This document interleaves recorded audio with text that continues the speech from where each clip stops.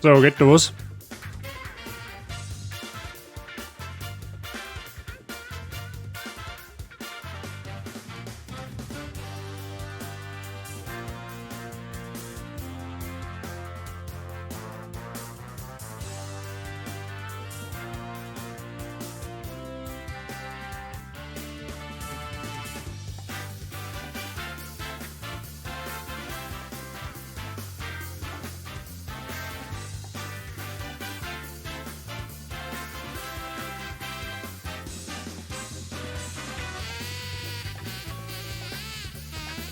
So, grüß Gott beieinander. Haha, mein Check geht wieder.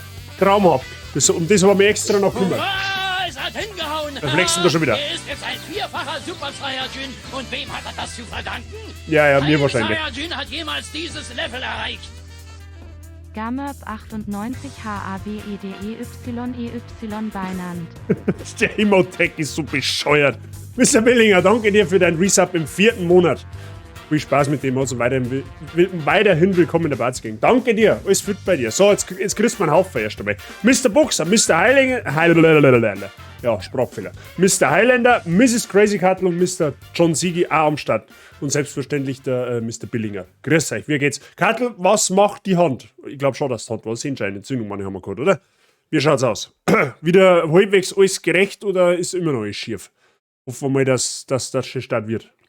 Wie geht's euch? Alles gut bei euch? Ich komme ja direkt schon wieder in den Genuss, regelmäßig zum Streamen. Das bin ich schon gleich gar nicht mehr gewohnt, wenn du mich fragst. Also 2 Tage hintereinander mit dem morgigen Stream haben es 3 Tage hintereinander. Das meine ich, das haben wir seit Elden Ring meine ich schon nicht mehr gehabt jetzt. Doch schon wieder Zeilen her. Aber gut, so soll es ja sein. War gestern beim Tag, darf ab Mittwoch wieder arbeiten eigentlich. Sehr gut, sehr gut. Besser so wie anders. Das hört man doch gern, dass deiner Brasen langsam besser geht. Zauberhaft. Absolut flauschig. Das hört man gerne. Ja. Bei uns ist das Wetter halt ziemlich mies. Ja, wir wollten eigentlich heute eine Stunde Tennis spielen, aber das ist halt buchstäblich ins Wasser gefallen. Ja. Deswegen war ja eigentlich der Stream eigentlich um eine Stunde verschoben worden. Weil ich von 4 bis um 5 Uhr Tennis gespielt hätte und dann wurde es tatsächlich schwierig, wenn ich um 5 Uhr erst aufhöre, um 5 Uhr live zu gehen. Ja. Das war dann tatsächlich dann ein bisschen sehr eng geworden. Ja. Aber gut, ich wollte jetzt dann auch nicht mehr ummodeln. Ich hätte zwar dann sagen, naja, jetzt streamen wir halt ab 5 Uhr schon, aber dann das Hin und Her, das haben wir gedacht, das sparst du. Bei 6 ist für die meisten wahrscheinlich angenehmer wegen der Berufstätigkeit. Ja? Ab Donnerstag, Vatertag, Freitag, Freiwahl, Konzert. Oh, auf was für ein Konzert gehen wir denn? Sag jetzt bitte nicht Rammstein, weil dann friese ich.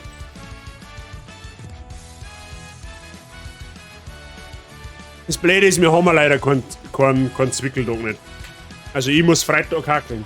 Und Spätschicht noch dazu. Freut mich besonders. Müssen wir morgen mal ein Gespräch mit meinem Meister führen, was der da dazu sagt. JBO, oh, okay. Nice. Wann geht's los? Wahrscheinlich um 8 Uhr, oder? Bei mir am Montag, Dienstag Schule mal einen Tag richtig arbeiten. Was?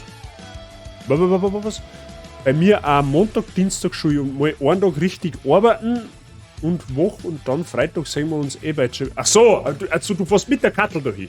Ah, okay. Der Mr. Saiyajin schleicht sich gleich Lurk wegen Internetprobleme. Mr. Saiyajin ist überhaupt kein Problem. Ja? Kein Thema. Einfach Namen schreiben, falls nötig. Passt schon. Ja, JBO. Hör ich extrem selten. Aber bestimmt auch nicht schlecht, einmal ein Konzert von dem zu zeigen, tatsächlich. Was mir halt stickert da jetzt nur, war halt irgendwann einmal Rammstein. Aber und da an der Karte noch nicht zu kommen, ist ja buchstäblich unmöglich. Also für die Konzerte dieses Jahr kannst du es ohnehin vergessen. Jetzt muss man halt hoffen, dass die nächste Jahr irgendwie noch mal eine Deutschland-Tournee machen. Und dann muss man halt irgendwie, keine Ahnung, mal schauen. Ich möchte Rammstein nur wegen der Show eigentlich sagen. Ja, Rammstein her ja ich jetzt eigentlich auch relativ selten.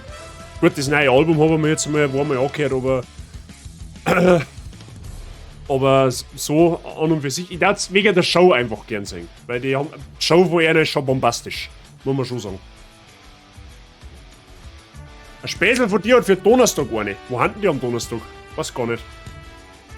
Die waren jetzt in Leipzig. Da wo sie das erste Mal jemals in einer Karriere unterbrochen haben wegen dem Wetter. Ist eigentlich auch ein Wahnsinn. Für Rammstein musst du ins Ausland. Ja, in Tschechien waren schon in Prag. Das ist das. Ich mag jetzt auch nicht zwei, dass die fortfliegen für Rammstein. Weißt du, wie man? Also es sollte jetzt schon irgendwie relativ in der Nähe sein.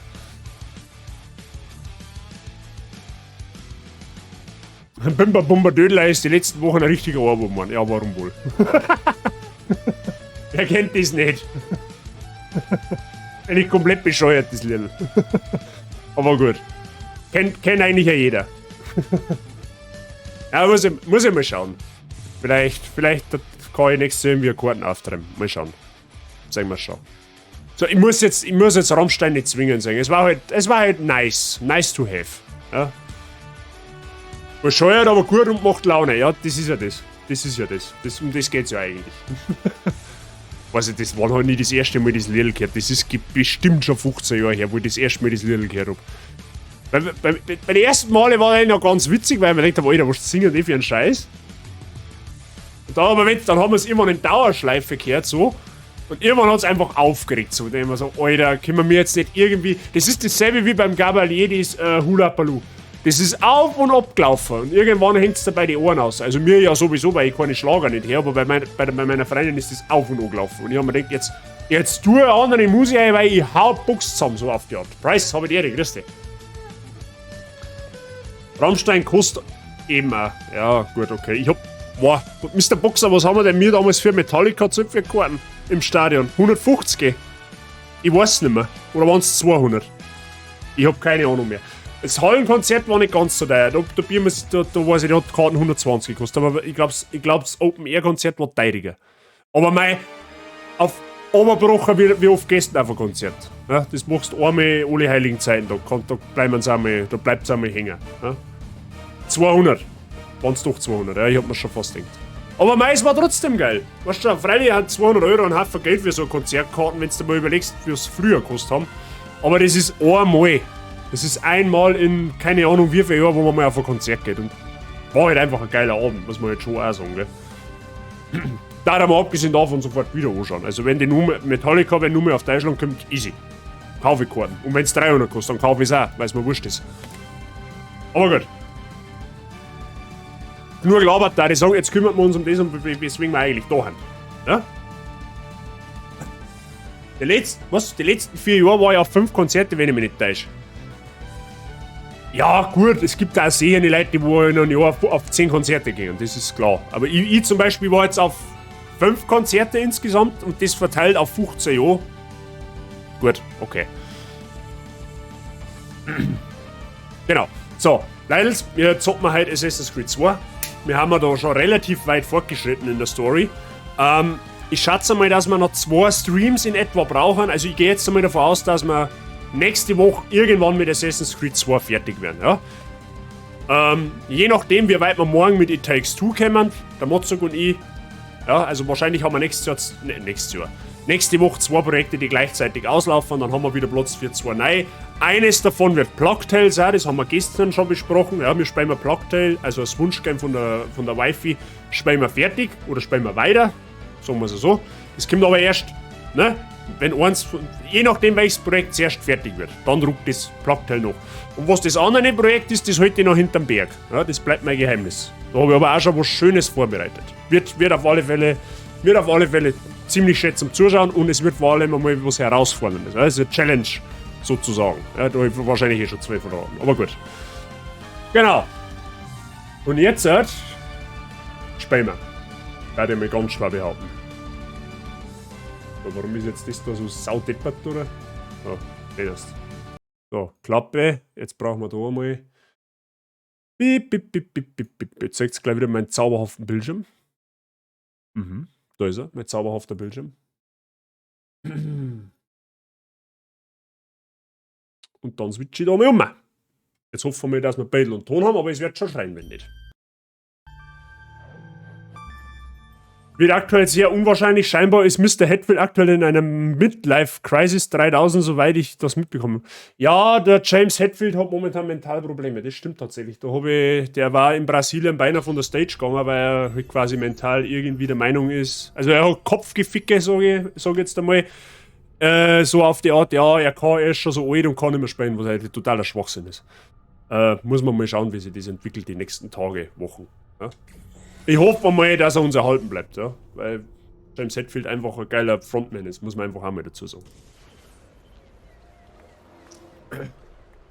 Das waren halt einfach so hintereinander Sepultura, JBO und Knorkator, kenne ich gar nicht.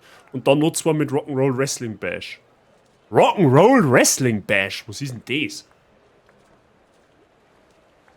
Ubisoft. Auch nicht schlecht.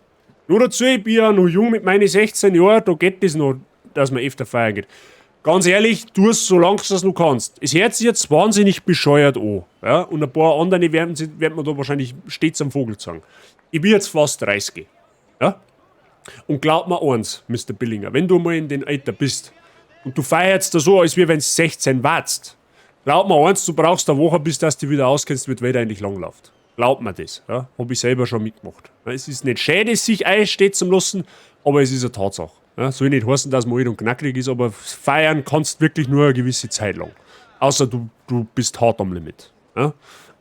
nur mal um ein wenig dem hohen Jammerniveau kundzutun. Ja? Gut, haben wir das. Ihr stellt fest, ich habe auch jetzt offstream nicht die Aussichtstürme besuchen können, weil ich einfach keine fucking Zeit nicht habe an meinem PC momentan außerhalb der Streams. Deswegen ist gar nichts vorangegangen. Wir machen nahtlos da weiter, wo wir aufgehört haben. Wir haben letztes Mal noch versucht, das Easter Egg in einem Assassinengrab zu aktivieren. Das ist gescheitert, aus welchem Grund auch immer. Wahrscheinlich haben sie das irgendwie mal patcht oder keine Ahnung was. Vielleicht geht das auch auf der PC-Version nicht. Das kann auch durchaus möglich sein. Wen es interessiert, was das für ein Easter Egg ist, schaut in meinen Discord nach. Der Mr. YBO hat das Easter Egg dort ich glaube, im Zockerbauwagen wurde das gepostet. Da könnt ihr es anschauen. Ja? So, wir machen jetzt die Hauptmission. Rock'n'Roll Wrestling Bash ist halt Wrestling, was zwischen den Matches Rock beziehungsweise Metal spielen. Auch nicht schlecht. Jetzt auf jeden Fall interessant, da. Es ist tatsächlich auch noch etwas, was von meiner Kindheit oder meiner Jugend, sage ich mal, mehr oder weniger hängen geblieben ist. Ich schaue heutzutage auch ab und zu noch Wrestling tatsächlich. Muss ich wirklich sagen. Zwar bin ich nicht mehr so der Fan von dem neuen Zeit-Wrestling, sondern ich bin mehr so Attitude-Era. Aber ab und an, wenn man mal so richtig fett langweilig ist und ich sonst nichts Besseres zum tun habe, dann kann es durchaus vorkommen, dass ich mir Wrestling anschaue. Tatsächlich. Ist Bullshit, aber glaubt, dass das den jetzt in den letzten Jahren so zerbröselt hat, dass der bald aufhört. Und ohne den gibt es kein Metallica mehr, weil es für den einfach keinen Ersatz gibt. Ganz ehrlich, wenn irgendwer von denen aufhört, aus welchem Grund auch immer, ist Metallica sowieso weg. Ja, das können sie sich, das mengen sie auch, glaube ich, dann gar nicht mehr, dass sie sich noch mehr ein neues Mitglied suchen. Also sie haben zwar jetzt in einem Interview gesagt, sie haben so dermaßen viel Bock, Musik zu machen. Also da kommt auch noch mal ein Album, definitiv. Aber wenn da irgendwer, aus welchen Gründen auch immer, austritt oder gar stirbt, was man natürlich nicht hofft, dann ist um Metallica vorbei. Gut, man muss fairerweise sagen, die haben jetzt fucking 40 Jahre auf der Tour. Ist klar, dass das auch irgendwann einmal an körperliche Grenzen stößt. Brauchen wir auch nicht drin. Und gerade beim Hetfield, der wo zweimal auf Entzug war. Ne? Also da kann man es auch durchaus einmal verstehen, dass dem irgendwann vor allem das Körperliche einmal schwer nachhängt. Aber gut. Haha, da seid ihr ja. Kommt, Ezio. Ich möchte euch einen Geschäftspartner vorstellen. Agostino Barbarigo, zukünftiger Doge von Venedig. Dank euch. Eine große Ehre, eure Bekanntschaft zu machen, Doge. Der Verlust eures Bruders tut mir leid. Er ist selbst schuld. Er wurde von den Borgia gekauft und bezahlt. Ein Fehler, den ich sicher nicht machen werde. Kommt, Ezio. Wir haben viel zu bereden. Wir haben Silvio Barbarigo gefunden. Er floh ins Arsenale. Ha! Floh! Er hat es besetzt. Mit 200 Söldnern an seiner Seite. Ihr seid der Doge. Könnt ihr ihnen nicht befehlen, aufzugeben? Das Kollegium der 41 muss meinen Aufstieg erst noch bestätigen. Und der Streit mit Silvio hat die ganze Sache nur noch schlimmer gemacht. Er hat den Befehl über eine ganze Armee. Dann helft mir, meine eigene aufzubauen. Ich dachte mir, dass ihr das sagt. Bartolomeo d'Alviano ist der Mann, den ihr sucht. Er und seine Männer hassen Silvio. Er wohnt mitten im Militärbezirk, südwestlich des Arsenale. Va bene. Ich gehe und suche ihn.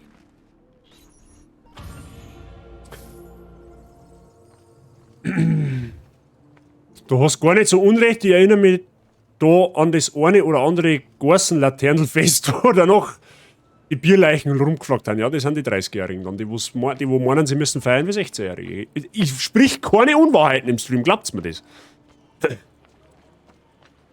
Heißt jetzt nichts, dass ich nichts vertrag. Ja? Also ich konnte schon saufen, wenn ich möchte, aber ich mag halt einfach nicht, weil mir vor der Woche danach so dermaßen ein Tosenscheiß, dass es nicht mehr feierlich ist. wollte gerade sagen, Metallica ist doch seit Ewigkeiten im Business. Ist meines Wissens noch die am längsten bestehende Heavy-Metal-Band aller Zeiten. Also es gibt noch ein paar mehrere, es hat ja die Big Four, ich weiß nicht, ob es die immer noch gibt. Da war ja damals das Festival, da wo quasi die Big Four, das sind quasi Bands, die wo mindestens 30 Jahre schon bestehen, die haben da quasi aufgespielt, da war auch Metallica dabei. Aber ob es jetzt Anthrax, Megadeth, meine gibt es sogar noch. Anthrax, meine hat sich vor kurzem aufgelöst, die meine haben aufgehört. Nein, ich mag nicht nach Romania, fick dich. Nein, da wollte ich nicht hin, sie fix. Aber ja, Metallica ist quasi gefühlt schon immer in dem Business drin. Metallica oder mehr oder weniger den Trash-Metal, so, wenn man so mehr hat ja Metallica mehr oder weniger ja, erfunden, sozusagen. Beziehungsweise publik gemacht. Ja, das war ja damals nur so mehr im englischen Bereich, in England bekannt, und Metallica hat das ein bisschen mehr auf die breite Spur getreten. Und natürlich ein bisschen revolutioniert, wenn man so mehr hat.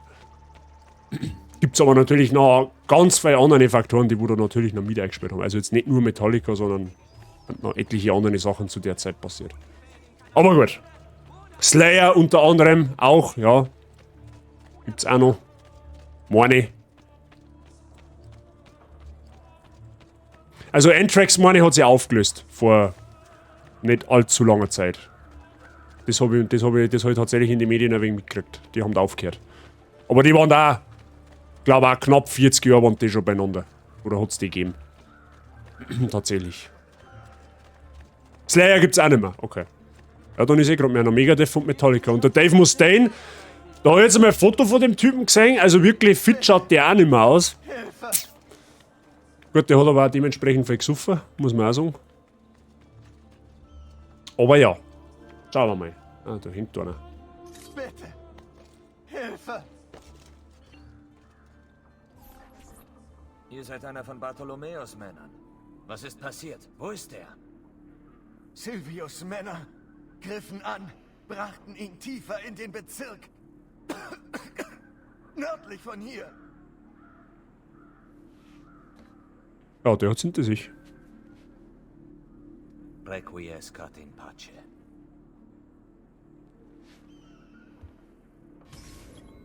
Ein Krieger im Käfig, Bartolomeo de Dalviano, aus seinem Käfig befreien. Machen wir noch. Der Typ, den wir da jetzt befreien, der ist ein wenig sehr schräg. Aber er ist eigentlich ganz... Er ist okay. Ja, er ist nicht zwider. Oder ein paar Eigenheiten, die werdet ihr dann kennenlernen. Aber an und für sich ist er ganz flauschig. Ach ja, für die wo letztes Mal nicht dabei waren, wir haben uns die Rüstung vom Altair jetzt doch geholt, ja. Haben wir zwar ein paar 10.000 Florin umsonst ausgeworfen für die Rüstung, aber das war mir sowieso von vornherein klar, dass das nicht relevant ist. Von daher ist okay.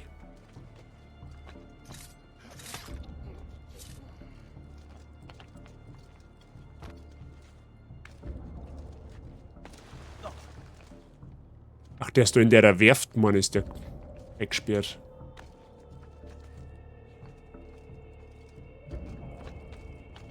Ah ja, da hinten irgendwo.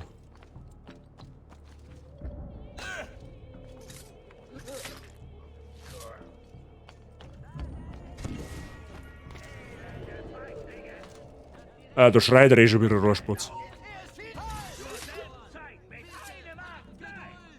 Hab grad meine Spielstunden auf dem 3DS durchgeschaut. Holy fuck, hab ich viel Zeit an dem Ding verbracht. Oh ja, nicht nur du.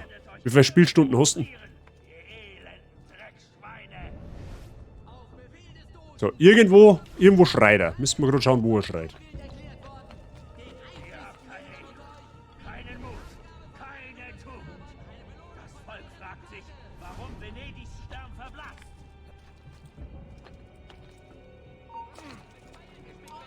Oh fuck, der hat zu zweit.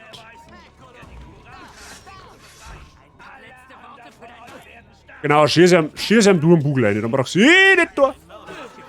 Schlecht. Aha, da ist auch der andere. Okay. Hat sich das auch erledigt.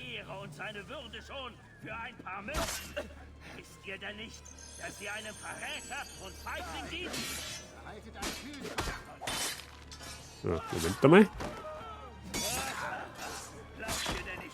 Totenschau. Gut, war jetzt nicht so elegant gelöst, aber...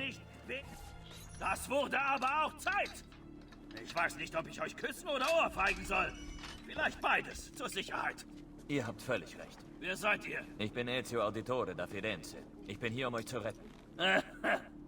Mal sehen, wer am Ende wen rettet. Was meint ihr denn? Da unten. Haltet sie. Findet mir Aha. ein Gesicht für meine Faust. Da nehmen wir jetzt einmal wieder das Fleischermesser des Vertrauens.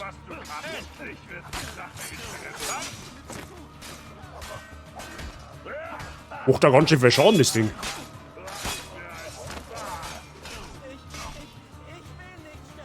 Ja, der hat einen Bär in der Hosen. Sind wir schon da? Wir sollten So. los. Korrekt. Gesamt muss ich kurz zusammenrechnen, habe am meisten in Super Smash Bros. Mit 251 Stunden. Vielleicht sollten wir versuchen, Konflikte zu vermeiden. Respekt. Habt ihr Angst? Nein, es ist... Smash Bros. Ist aber einfach auch wirklich ein cooles Spiel. Spiel eigentlich auch sauber selten auf der Switch, muss ich wirklich sagen. Aber es ist definitiv ein geiles Spiel.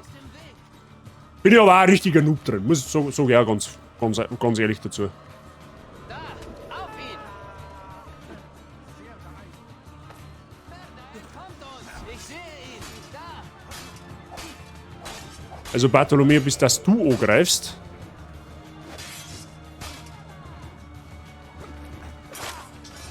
Was? Oh, ich bin wohl eingeschlafen. Ja, scheinbar bist du eingeschlafen, weil ich mache alles allein. Oh, das ist ein Steckbrief, den kann man gleich mal entfernen. Wo ist denn der überhaupt? Liegt der da hinten drin, oder was? Wo ist er da oben? Da ist er. Also ich glaube, bei den Handheld-Konsolen habe ich am meisten Zeit beim Game Boy Advance gelassen. Mit Sicherheit. Also beim SP. Was ich da alles gespielt habe, also eigentlich überwiegend Pokémon. Aber was ich damals Rubin, Saphir, Smaragd gespielt habe und teilweise auch noch die Game Boy Color Titel, also Kristall und Silber. Also, ich glaube, wenn ich 6 Wochen Ferien gehabt habe, da kann der Mr. Bux auch mitreden. Was wir mir Zeit verbracht haben mit den Spielen, das ist abnormal. Also ich glaube, dass da 1000 Stunden nicht gelangen. So gegen gewiss ist. Wird der angegriffen, oder was? Nein, mei, den kannst du aber auch nicht allein lassen, den Deppen.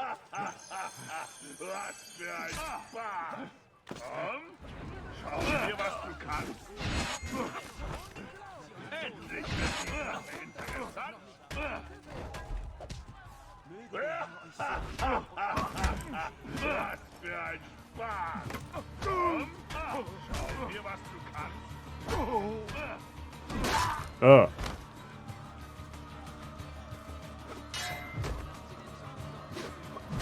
Oh, ein ins Gesicht. Nicht überanstrengen jetzt.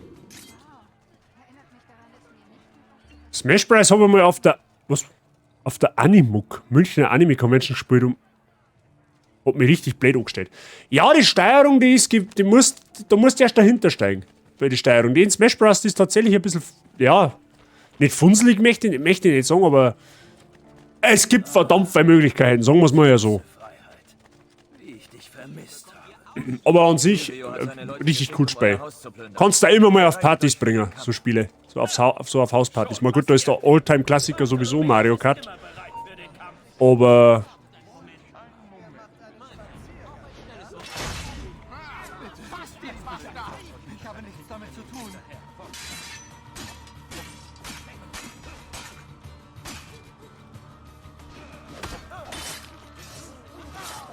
Die Zeiten waren herzhaft, ja, definitiv. Es waren so schöne Zeiten.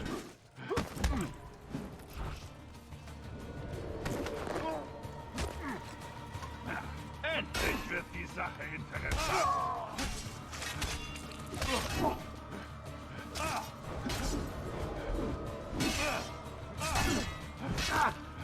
Oh.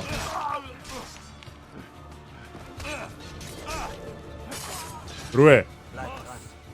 Knochen brechen. Übrigens, danke bei mir läuft jetzt das Slayer South to Heaven Album, weil es vorhin um die Big Four ja, also du kommst von einem aufs andere. Bitte gerne. Los geht's. Wenn ihr euer Leben liebt, gebt ihr auf. Niemals! Was ist das Leben wert, wenn man nicht frei ist? Hä? Ich gehe nicht in den Käfig zurück. Dann werdet ihr hier sterben. Tötet sie. Sigi, aber so soll's doch sein. Man soll sich doch auch ab und zu mal an die Kindeszeiten erinnern können. Oder an die Jugendzeit, ja? Wenn ich jetzt von mir rede. Ja? Weil, wenn ich jetzt davon rede, dass ich früher viel Pokémon gespielt habe, dann ist das fucking 20 Jahre her. Ja? Da haben dann ein paar von Enken noch der Blechmusik nachgerannt. So, auf die Art. Ja? Wie der Mr. Billinger vor 20 Jahren. Ja? Da haben seine Eltern noch nicht mehr gewusst, dass er blind ist. Nichts für ungut, mein Freund.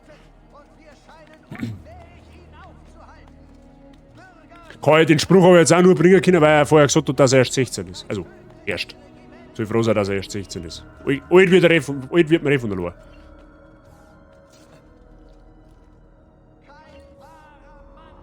Hab 1783,25 Stunden an dem Nintendo verbracht. Auf dem war es aber noch die Wenger-Zeit. Hab davor noch einen anderen gehabt, der ist kaputt gegangen, okay.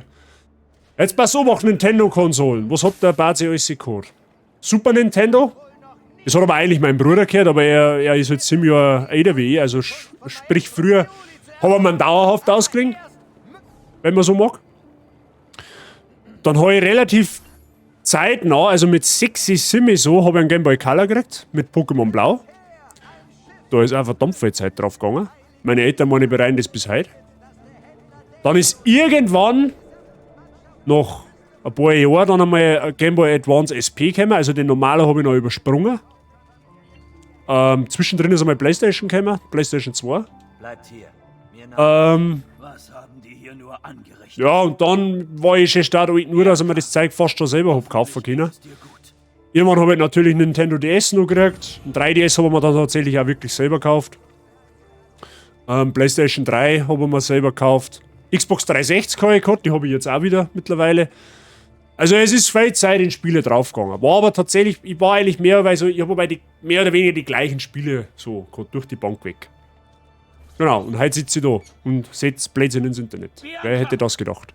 Bianca! Ist alles in Ordnung? Was denkt ihr denn? Schaut euch nur um! Und die arme Bianca. Wenn ihr etwas geschehen ist. Aha! Oh, meine Liebste. Gott sei Dank geht es dir gut. Ezio, das ist Bianca. Bianca? Ezio. Entzückt? Ja, dann doch schon. Also, ich weiß eure Namen, aber nicht, warum ihr hier seid. Es sind Geschäfte mit Silvio Barbarigo. Könnt ihr mir helfen? Ah, es wäre mir eine Ehre. Aber es wird mehr brauchen als nur uns 2. 3, um seine Streitmacht zu schwächen. Was meint ihr, was zu tun ist? Ich gehe und bereite meine Leute vor. In der Zwischenzeit befreit ihr die, die bei Silvios Angriff gefangen wurden. Mein Gewissen sagt mir, dass ich sie nicht zurücklassen darf. Verstanden. Ich werde mich darum kümmern. Viel Glück da draußen, Ezio. So, lasst niemanden zurück. Die Söldner befreien, die im ganzen Bezirk Castello gefangen gehalten werden. Okay. Hab mit 4 Nintendo DS von meiner Schwester mitbenutzt. Hab dann den eigenen bekommen. Dann haben wir ein Wii noch ein paar Jahre noch gekriegt. Dann 2012 gab es dann den ersten 3DS und 2017 dann 3DS XL. 3DS habe ich den normaler gehabt. Schande über mein Haupt, ich habe weder einen Nintendo 64 noch einen Nintendo GameCube besessen. Ich hätte die damals gern gehabt, war aber halt, weiß ich nicht, ich habe nie danach gefragt, sagen wir es mal ja so. Habe ich aber tatsächlich bei einem Freund ein bisschen mitgespielt gehabt. Da war dann natürlich die Eifersucht ein bisschen groß, wie der dann Pokémon Stadium gespielt hat und halt Super Mario Spiele, keine Ahnung, Mario Kart Double Dash zum Beispiel. Das habe ich alles nicht selber spielen können, sondern da war ich bei einem Freund. Aber ansonsten Wii U habe ich mir gekauft vor ein paar Jahren tatsächlich. Da war ich aber am Ende des Tages eigentlich mehr enttäuscht. Und Nintendo Switch. Nintendo Switch habe ich sehr, sehr viel gespielt bisher. Also ich glaube auf Pokémon Schild allein habe ich fast 600 Stunden. Gut, das ist aber, muss ich aber sagen, das ist am VGC geschuldet. Also am Competitive Play. Also sonst habe ich noch kein Pokémon so viel Zeit investiert wie in dem. Genau. Habe ein PS1 und einen GBA von die Brüder gehabt und später mal einen DS und eine PS3 jeweils zu Weihnachten gekriegt. und war auch der Hauptbenutzer von der Wii meiner Mom. Okay. Ja, mit so Zockersachen hat meine Eltern überhaupt nichts anfangen können. Also, mein Papa hat zwar ab und zu Mario Kart mitgespielt mit mir, auf dem Super Nintendo von meinem Bruder. Das hat er schon einmal gemacht. Aber so richtig so Konsolendinger waren die eigentlich nie tatsächlich.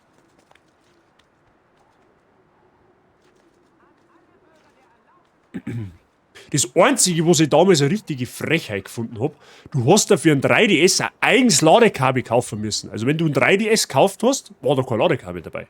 Das war so eine richtige Frechheit. Aber mei, was hat man halt nicht alles da, gell?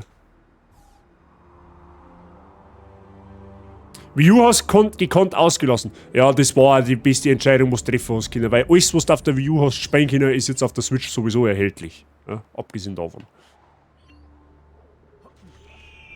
Mein Konsolensortiment reicht von 3 Game Boy Color, 1 N64, 1 PS1, 3 PS2, 1 PS3, 1 PS4 samt VR-Brillen und Aim-Controller, 1 Game Boy Advance, 3 Nintendo DS, 1 3DS, 1 Switch und PC. Müsste sein, du kannst einen Computerlohn aufmachen. Hast du darüber schon mal nachgedacht? Wahrscheinlich nicht, oder?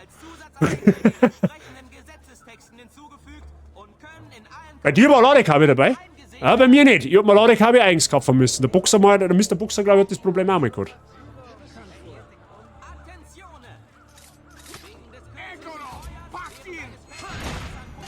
Nein, bis das sie so greift. Vielen Dank für die Hilfe, Freund. 2 Nintendo Wii U. Warum hast du so viele Konsolen doppelt gehabt, Mr. Seitchen? Haben die kaputt gegangen, oder? Gut, PS5 habe ich auch und eine PS4 habe ich auch gehabt. Gut, brauchen wir auch nicht reden drüber. Das sowieso. So, das ist einmal ein sinnvoll abgebrochener Steckbrief, Freunde. Nicht irgendwo in der Juche rum.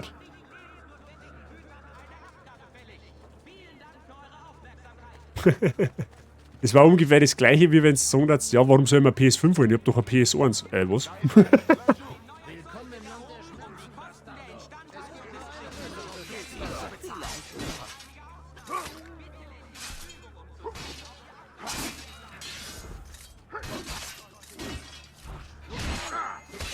Ja gut, dann mischen wir rein. Gott am 30.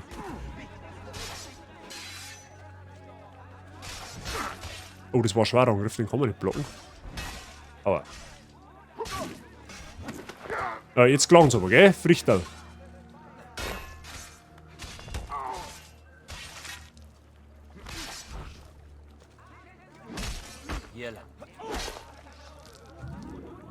Bodenschau. Sehr gut. Viel gespielt und nach zufällig Spielstunden kaputt worden. Beziehungsweise dann reparieren lassen, beziehungsweise jetzt zusammen. Das ist teilweise echt krass, was du mittlerweile für gewisse Konsolenarten zahlst. Auch für Spiele. Ich weiß jetzt zwar die aktuellen Preise nicht, aber ich glaube, dass du momentan für eine originale Pokémon Smaragd Edition fast 100 Euro hinlegst. Also das ist echt heftig, wie die im Werk stehen. Das Super Nintendo geht teilweise unter 500 Euro nicht weg. Also eigentlich hast du eine Wertanlage sozusagen, wenn du ein bisschen aufgeschaut hast drauf.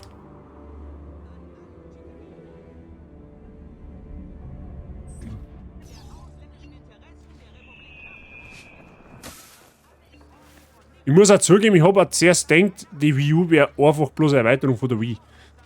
Ja, das hängt ein bisschen am Namen, gell? Kann man schon fast meinen. Aber ich weiß auch nicht, irgendwie die Wii U war tatsächlich so ein bisschen eine Totgeburt, wenn du mich fragst. Weil bei der Switch waren wir am Anfang auch nicht sicher, beziehungsweise, was heißt nicht sicher? Der Release war ein bisschen, ja, gekonnt miserabel, weil du einfach fast keine Release-Titel nicht gehabt hast. Es hat zu Release, glaube ich, ein Mario Kart 8 Deluxe gegeben. Das war eigentlich nur quasi die Wii U-Version samt DLCs ist. Und das neue Zelda. Und sonst hat es halt nur lauter aufgewärmte Spiele gegeben. Aber Switch ist erst so nach 2 Jahren Marktanwesenheit ist die eigentlich erst richtig präsent worden. So. Mittlerweile gibt es ein richtig breites Spieleangebot für Switch tatsächlich. Muss man wirklich sagen. Und das Konzept von der Switch ist, muss ich tatsächlich sagen, richtig gut durchdacht. Geht einfach voran. Wii U hatte gegen die normale Null Chance. Spieletechnisch glaube das auf alle Fälle. Da kann ich jetzt tatsächlich nicht allzu viel sagen, weil ich selber auch kein Weenie gehabt habe, aber da gehe ich, der Meinung gehe ich mit Sicherheit sogar ohne Diskussion mit. Ja, ich weiß nicht. War halt auch irgendwie nichts halbers und nichts ganz. Ich meine, sie hätte Handhelds auch sollen, war aber für das einfach sauber zu unhandlich. War komisch. Und vor allem, da war gefühlt das Netzteil größer wie Konsolen selber. Ja, muss ich auch dazu sagen.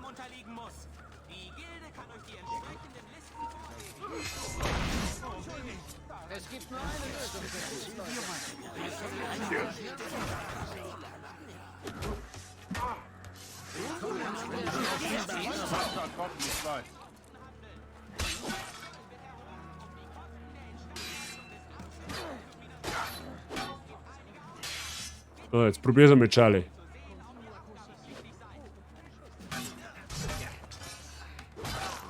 Hat's dich schon.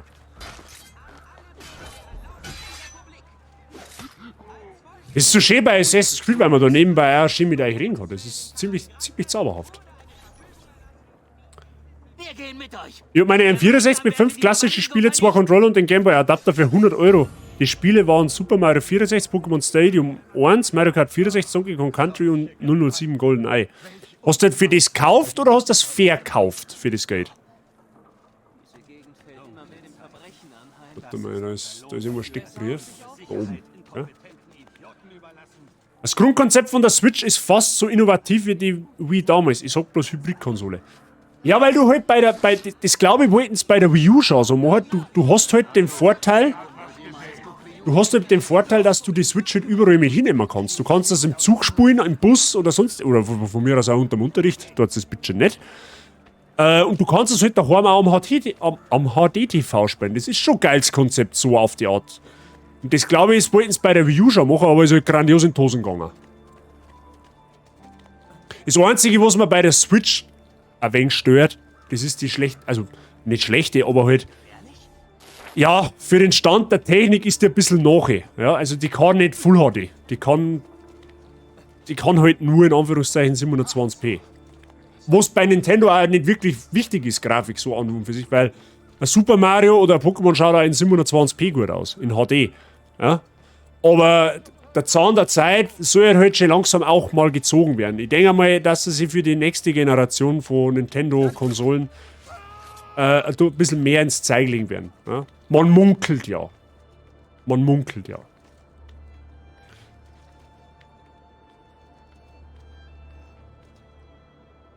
Ja genau, Billinger, das meine ich ja. Das ist halt, die Idee war dahinter wahrscheinlich dieselbe wie bei der Switch, aber ist halt massiv in die Hosen gegangen.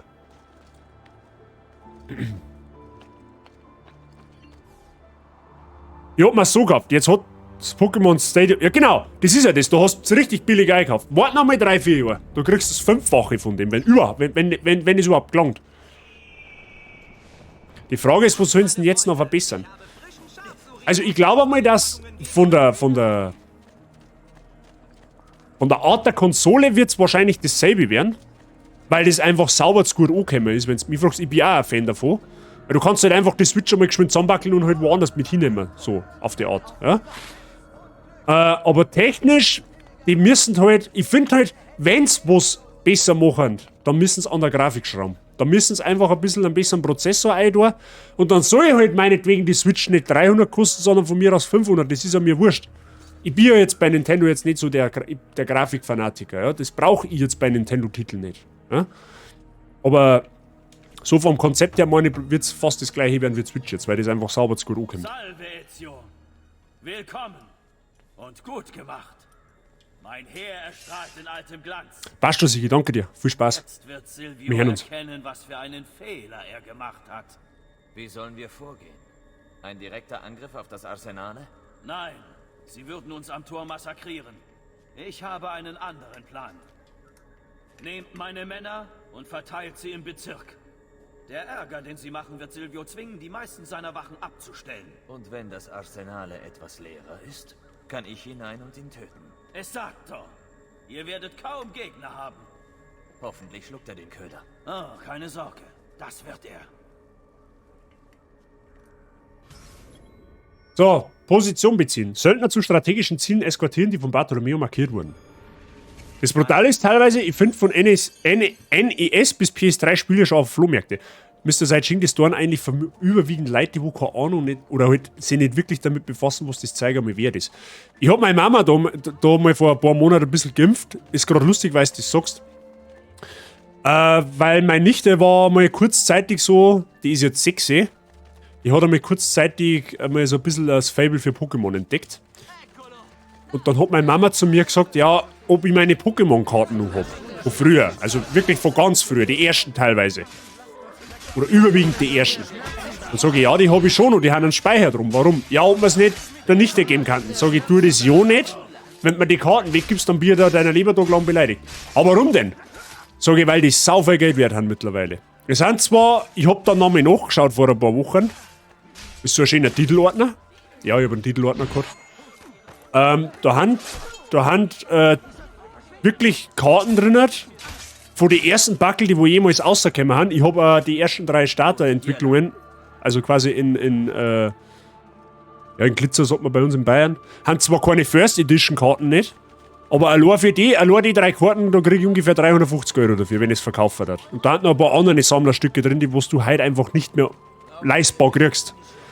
Und das haben halt, mit den Spielern ist genau dasselbe. Du wennst, keine Ahnung, mittlerweile kriegst du sogar, oder musst sogar für irgendwelche Call of Duties von früher, die wo original verpackt haben, brutal viel Geld hinlegen. Die wo aber noch nicht einmal so alt warten.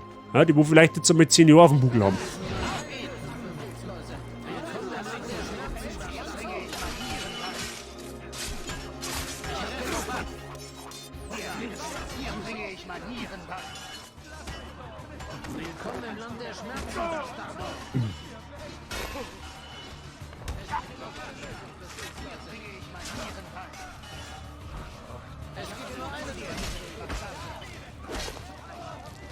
So.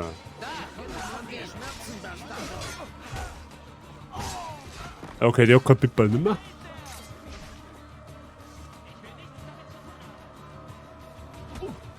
Du mal der Hacke her, da. Probleme mit der Verdauung?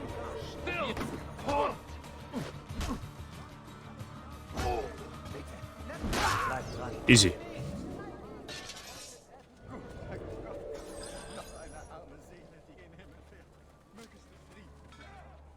Wartet hier auf mein Signal. Wie ihr wünscht. Andiamo. Billinger, genauso ist. Wenn die heute wissen, was das Zeug wert sein könnte in ein paar Monaten, Jahre, die kriegen das nie wieder für den Preis ersteigert oder sonst was. Kannst vergessen. Aber wo geht's denn da jetzt aus, ich sag? Haben wir einer, kennen wir auch. Lang. Ja, doch. Muss okay. Ich habe auch ein paar Kolo-Karten gehabt, aber ich habe gespielt damit, bis sie waren. Ja, das ist schlecht. Für die kriegst du kein Geld mehr. Es ist eh so brutal. Da war ja mal so eine Zeit vom, ich weiß nicht, ob ihr das zufällig auch verfolgt habt, da war ja mal so ein richtiger Pokémon-Karten-Hype vor ein paar Monaten auf Twitch. Da wo sie halt teilweise wirklich die von 1999 da unverpackte Booster aufgemacht haben. Ich habe nur mit Spaß halber geschaut. Spaß halber. Ja. Auf Ebay, da werden teilweise Booster-Backel. Das Stück, da haben 12 Karten oder 10 Karten drin. Weiß ich jetzt nicht. Da kostet der Booster-Backel 500 €. Ja, und ein ganzes Display kostet teilweise 20.000 €. Das ist abartig, was das Zeug mittlerweile alles wert ist. Das ist praktisch schon wie ein Oldtimer bei Autos. Und waren die Steine im Werten.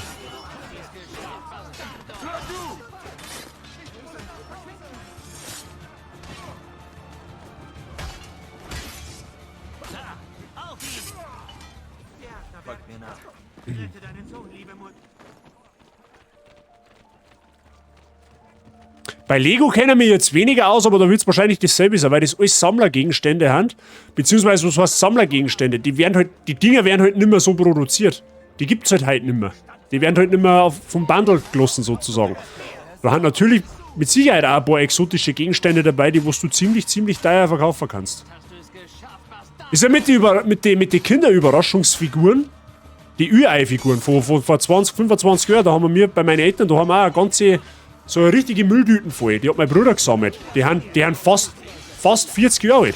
Garantiert, wenn du auf irgendeinen Sammler triffst, dann kannst du Geld machen ohne Ende. Beziehungsweise müsstest du das einmal schatzen lassen von jemandem, der wo sich auskennt. Muss das zeigen, wie es wert ist. Mal gut, dass ich jetzt aus Scheiße nicht Geld machen kann, das ist mir auch klar. Aber manchmal unterschätzt man, was Zeug wert sein kann. Und wenn es noch so banale Dinge sind.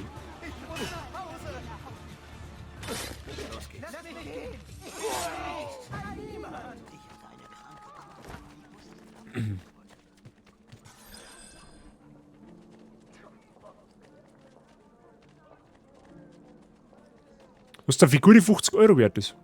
Aufheben, das wird noch mehr. Wird erledigt. Kennt von Eng noch irgendwer Bionicle? Kennt das wer?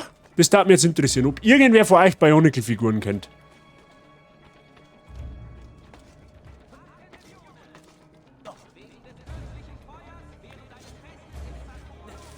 Kennt sogar wer. Das hätte jetzt tatsächlich nicht einmal gedacht, dass jemand Bionicle kennt. Da habe ich auch, glaube ich, 20 Figuren daheim oder 25. Die gibt's ja heute auch nicht mehr. No, hab nur Schleich gesammelt. Ist dasselbe Prinzip, nur anders Brand. Kattel, ist fast dasselbe. Also, was heißt fast dasselbe? Das eine ist halt, halt Lego-Figuren und das andere ist halt Kunststoff, aber vom Prinzip her ist dasselbe. Da habe ich jetzt auch mal geschaut, weil die Mama auch gemeint hat, die kann man Nachbarbuben schenken. Sag ich, hau bloß ab, verschenk du nicht das ganze Zeug. Da habe ich dann auch mal geschaut, also Bionicle-Figur wird mittlerweile für 60 € gehandelt. Und ich hab fucking 25 von denen. Ja, gibt's ja heute nicht mehr. Bionicle ist leider krachen gegangen. Hab ich damals gern gesammelt, die hab ich cool gefunden. Und, ich sag's nochmal, das wird mehr. Definitiv. Vor allem mit Originalverpackung, ja? Das ist ja das. Da müsste der Boxer, gut, bei dem war es mir klar, dass er es kennt. Der war da mit der Zeit, der war da auch mit dabei.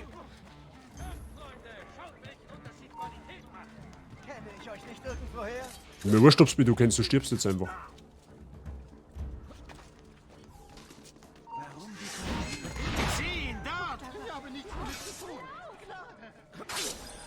Ja. Ich hab auch noch gespielt mit dem. Mr. Price. Gebt ein Zeichen, wenn wir zuschlagen sollen. Ja, ich bin ja nie gewesen, wie Bionicle rausgekommen ist. Da müsste ja so 12, 13 gewesen sein. Ungefähr. Da hat es auch Filme gegeben, soweit ich. Da glaube ich, hat es sogar Spiele gegeben. Da müsste man mal schauen, ob es da Bionicle-Spiele gibt. Aber die haben leider auch hops gegangen. Relativ zeitlich sogar. Was heißt hops? Lego hat es eingestellt. Warum auch immer. Da müssen Zahlen wahrscheinlich nicht passt haben. Aber ich hab die gefeiert. Die haben teilweise richtig coole Designs gehabt. Da hat es dann aber so CD gegeben mit der Zeit. Für den PC, da hast du dann so kleine Filmchen, also das hört sich jetzt schmutzig an, wie es tatsächlich ist. Da hat es aber so Clips gegeben von den einzelnen Bionicle und dann hat es halt eine richtig ausführliche Erklärung gegeben, was er kann, was er macht und so weiter und so fort. Das war schon ziemlich cool.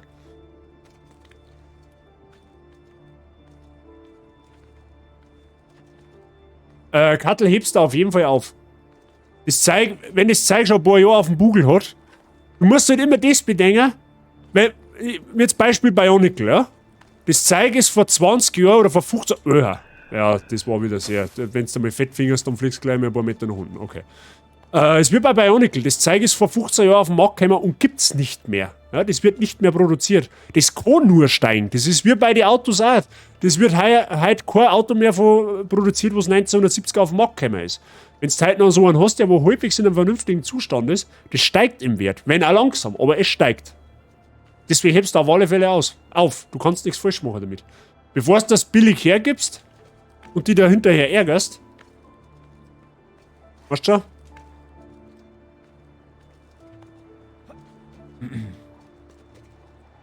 Da müssen wir außen nochmal, okay. Stromausfall, WLAN weg. Haust's Bank schon wieder so stark?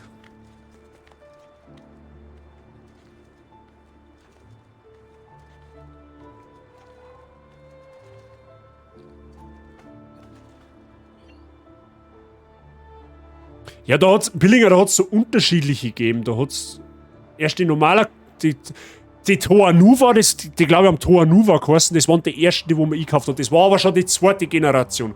Dann haben irgendwann Rakshi gekommen und dann irgendwie so eine, wo du so einen Ballen machen hast können. Das waren die mit die ich noch gekauft habe. Danach haben dann nur 3, 4 andere Dinge gekommen, die habe aber ich dann tatsächlich nicht mehr gekauft. Da war ich dann schon fast ein bisschen, bin dann aus dem Alter rausgekommen, sag ich jetzt einmal. Aber so tatsächlich die ersten Generationen davor, die habe ich tatsächlich noch mitgenommen. So ist jetzt da der geschissene Haihaufen da unter dieser. Eher der Wind. Ja, Kattel, los einfach da drin. Wie gesagt, die können nur die können nur im Wert steigen. Singen nicht. Und wenn du pro Figur gerade mal einen 10er kriegst oder 20, ist ja wurscht. Hast du ein Glück, dass da Wachen stehen? So, wo haben jetzt da? Ich meine es tot ernst. Okay. Wenn der mir angreift, dann hilft's nicht.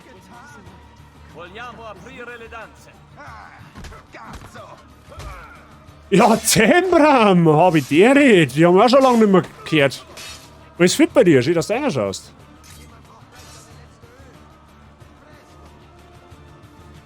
Ja, so ein Dickerchen, wie schaut's aus?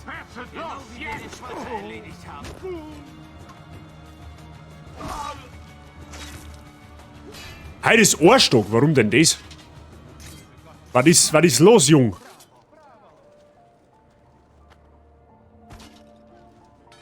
Du hast deinen ersten 2013 gekriegt und deinen letzten irgendwann 2. Echt? Haben die noch so lange auf dem Markt gewesen? Ernsthaft? Gut, was heißt noch so 2017? Okay. Ich habe halt das alles nicht mehr. Ich habe halt wirklich gespielt damit und das sind irgendwie abhanden gekommen. Bin ja doch das ein oder andere Mal umgezogen. Ja, gut, ich meine.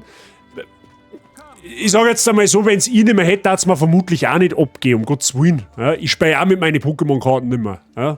Es war halt aber schon brutal, wie ich in den Ordner reingeschaut habe. Alter, ich hab so krasse Flashbacks an meine Kinder gehabt. Das war unfassbar. Da haben Gedanken aufgekommen, die wo ich eigentlich schon vergessen habe, was alles als Kinder so passiert ist. Oder in der Zeit gewesen ist. War auch schön. So ein richtiger Nostalgie-Trip einfach. Wo ich bei Onikel-Figuren habe, müssen die direkt mal schauen, wenn ich wieder bei meinen Eltern bin. Die liegen bestimmt da irgendwo am Dachboden umeinander. Will mal schauen, da steht einer Foto. Leute, wenn ich das nächste Mal tue, wenn ich mal am Dachboden raufkomme, weil meine Leute da stehen über den Mengen, dann mache ich Fotos und stelle es ins Discord.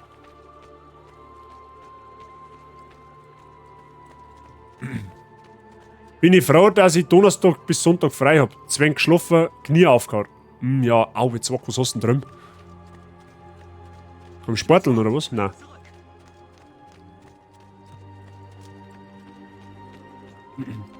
Garantiert, wenn du heute ein unverpacktes Spiel von Assassin's Creed 2 kaufst, das kostet jetzt, glaube ich, keine Ahnung, 15 €, in 20 Jahren verkaufst du es fürs Dreifache. Mit Sicherheit.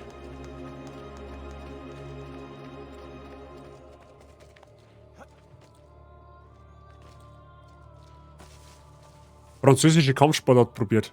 Parkour. Aua. Ja, schon einiges gesehen im Internet, davon ist ziemlich geil, wenn man es kann.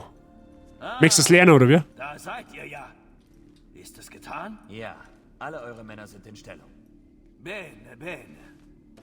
Nehmt dies. Ihr wisst ja, wie man damit umgeht. Findet den höchsten Punkt im Bezirk. Schießt es von da aus ab. Auf dieses Signal hin werden meine Männer den Angriff beginnen. Nun gut. Ich sehe euch dann auf dem Schlachtfeld. Das werdet ihr. 2 Fliegen, eine Klinge. Angriffssignal geben, dann Attentat auf Dante und Silvia ausführen. Mach mal. Also 2016 haben sie eingestellt worden, die Bionicles, also wahrscheinlich habe ich meinen letzten dann irgendwann 2015 oder 2016 gekriegt, habe ich mir ein wenig von da. Ich meine auch, dass das schon eine Zeit her ist, tatsächlich. Ich hätte Revelations für PS3 nur da. Aufheben. Wenn die Verpackung recht gut erhalten ist, kaum Kratzer und die CD auch gut erhalten ist, in der Not einfach mal aufheben. Ja, mal gut, du kannst es auch verkaufen, um Gottes Willen. Es muss ja jetzt nicht automatisch heißen, dass alles hier ein wenig steigt, aber ich konnte es mir vorstellen. Weil mal, wie gesagt, wenn du heute Black Ops 2 Modern Warfare oder was kaufen willst, das wo halbwegs gut in Schuss ist, da legst du mit Sicherheit 200 € hin mittlerweile. Ich glaube, es hängt aber ein bisschen davon ab, wie gefragt die Spiele zu seiner Zeit waren. Kann auch sein.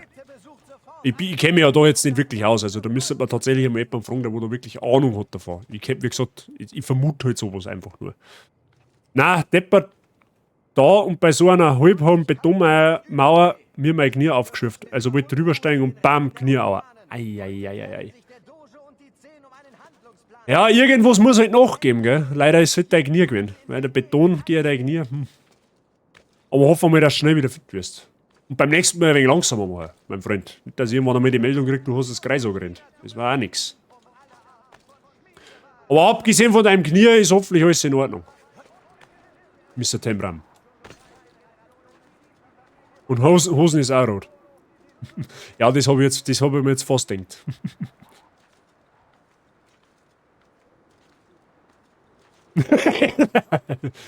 Was also ein kaltes Bier alles ausmacht.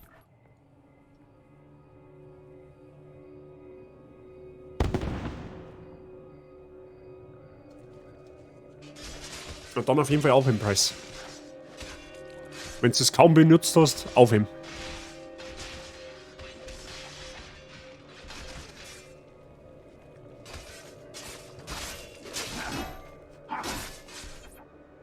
So, wir müssen jetzt...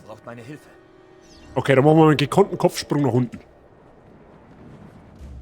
Physikalisch eigentlich total unmöglich, weil es ihn komplett zusammenstaucht, aber wurscht.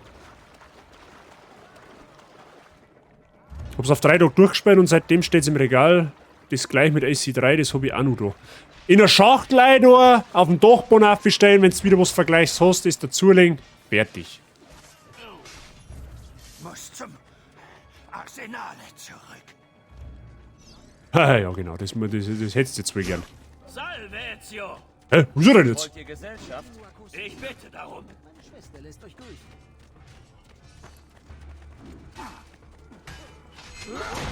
Gut, ich hab die Ziele eliminiert. Und jetzt? Ihm nach!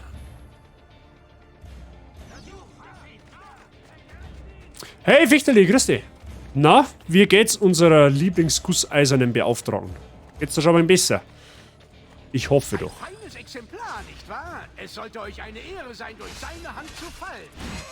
Es war der falsch, du Blinkgänger. Da, er brauche ich. Du Hurensohn!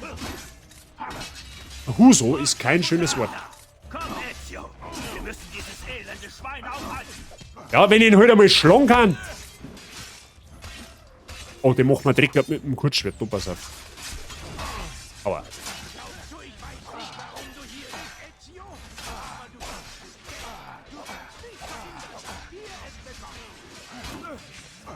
Okay, denn der ist noch zu gesund, dass er kommt an Kant.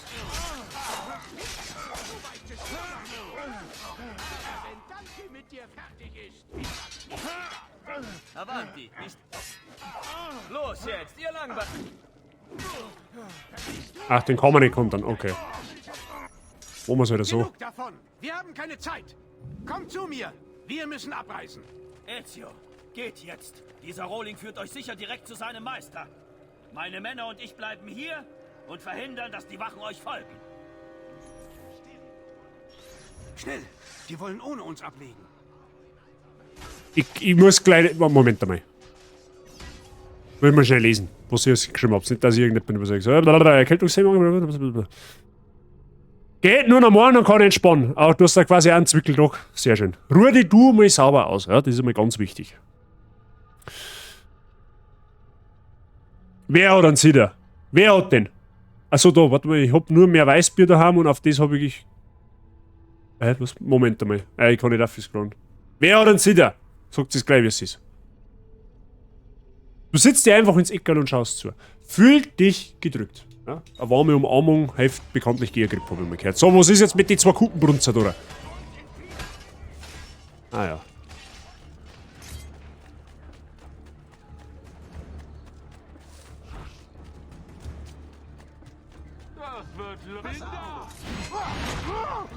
So, Nummer 1.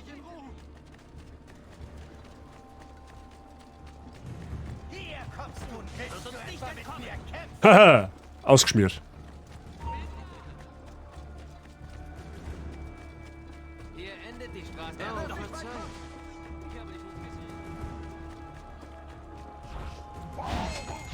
Ende. Was ist hier passiert? Warum die Schiffe? Ich dachte, ihr wolltet den Sitz des Dogen. Nur zur Ablenkung. Wir sollten segeln. Wohin segeln? Das sage ich nicht. Zypern. heißt Ihr Ziel? Sie wollen... Fürchtet nicht das Dunkel. Empfangt seine Umarmung. Requiescat in pace.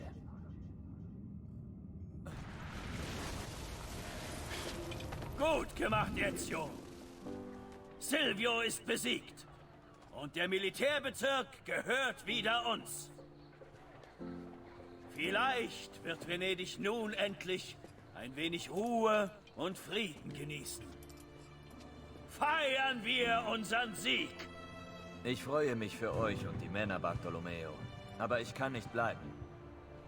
Mein Weg hat gerade eine Abzweigung genommen. Wie meint ihr das? Silvio wollte Marco gar nicht als Doge ersetzen. Eigentlich wollte er Venedig gerade verlassen. Das war alles nur eine Ablenkung. Wovon? Das muss ich noch herausfinden. Okay. Nice. Sorry, ich hab kein Bier außer Weißbier mehr daheim und sonst nur Cider, Most, Wein und Spirituosen. Ja, das gelangt zum Zurichten, Mr. Tembram.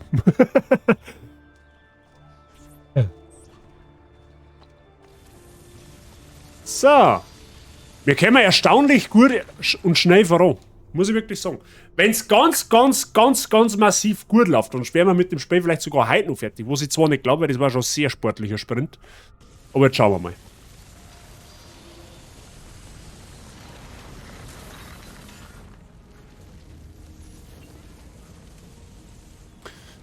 Jetzt haben wir schon 2 Jahre später. Jetzt waren wir vorher 1486 die ganze Zeit, jetzt haben wir 1488. Schauen wir mal. Also ich weiß, dass in Venedig jetzt nicht mehr viel passiert.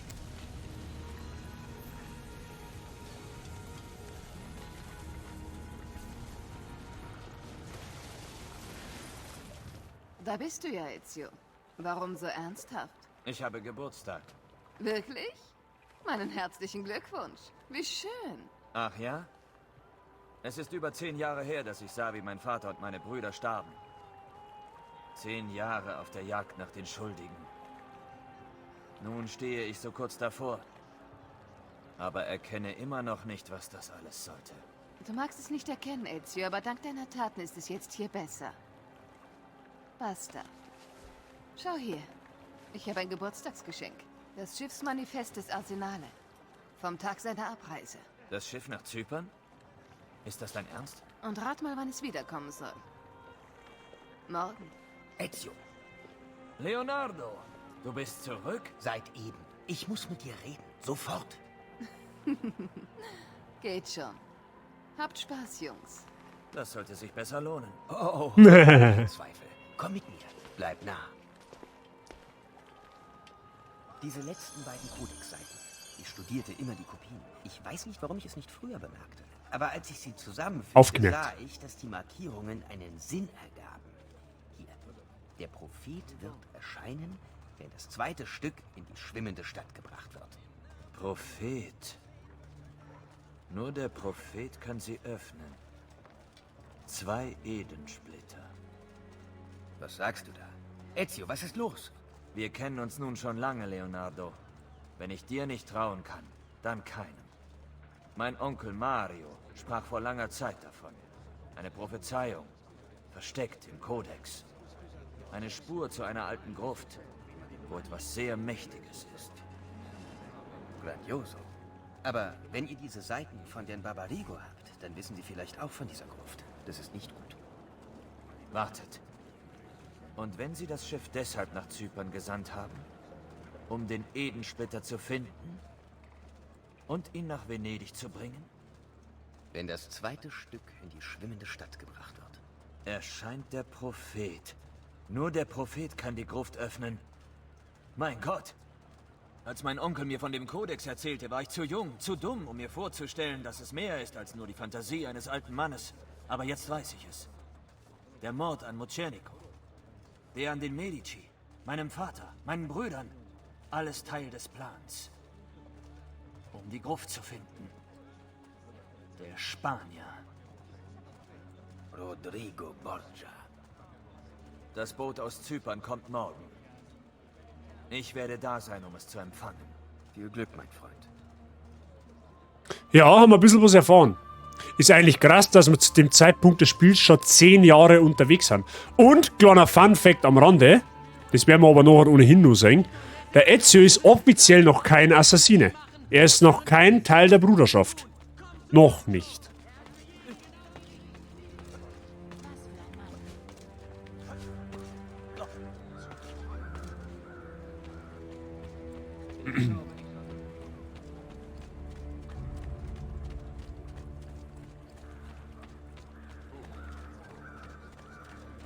Es ist einfach so schade, dass die neuen Assassin's Creed Teile einfach von der Art und Weise des Spiels, wie es Swara jetzt ist, zum Beispiel abgekommen haben, dass das einfach mittlerweile einfach ein Open-World-Spiel geworden ist. Das ist so schade geworden.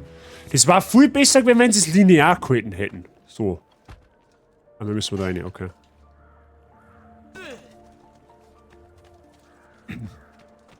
Aber gut, das ist halt auch wieder Geschmackssache, muss man auch sagen dazu.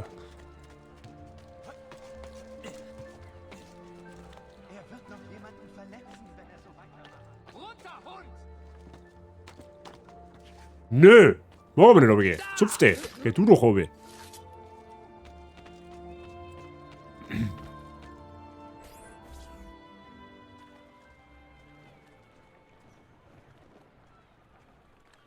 Onkel Mario? Wo bringen Sie es hin? Alles kommt zu dem, der wartet. Die Ladung des Schiffs beschaffen. Freunde der Sonne, da ist ein Edensplitter drin. Und das ist bekanntermaßen das besagte, ja, jetzt hätte ich fast Stück gesagt. Das ist der besagte Gegenstand, wieso da seit 10 Jahren Trouble ist. Ja?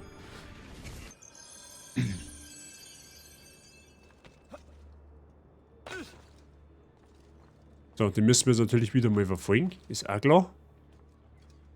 Ich glaube, ich bin mir jetzt nicht sicher, aber ich meine, dass das die letzte Mission in Venedig ist. Habt ihr den Verstand verloren? Verschwindet von hier, Schemo! Es soll Leute geben, die mit den Desmond Miles Teilen nicht viel anfangen können, was der Teufel warum. Wie gesagt, es ist halt immer nur Geschmackssache, ja. Weil ich bin halt der wo sagt, mit Ende des 3. Teils ist halt die Story für mich abgeschlossen gewesen, ja? Weil es ja immer mehr oder weniger parallel zwischen Animus und Real Life gelaufen ist.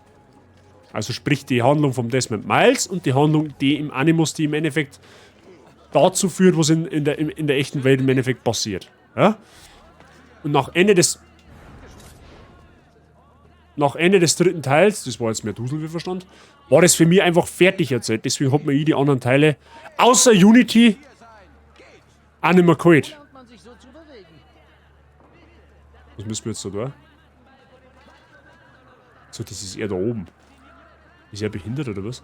Er soll mich gehen lassen.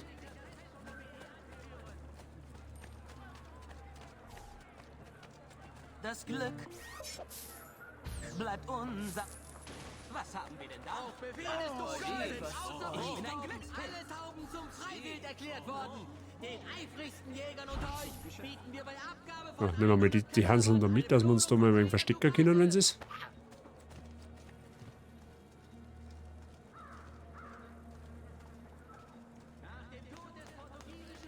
Ich kann mir vorstellen, dass jetzt da gleich irgendwo Wachen stehen, die uns irgendwo nicht durchlassen.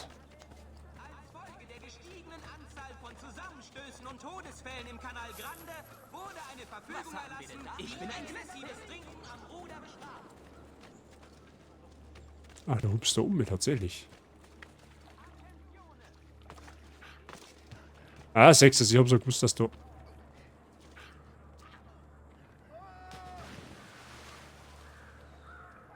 Ja, wir waren da jetzt wieder so talentlos und hat nicht drüber springen können.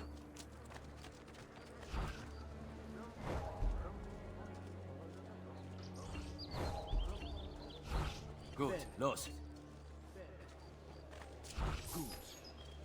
Laju, da ist er! Auf ihn! Laju, fass ihn! Dort!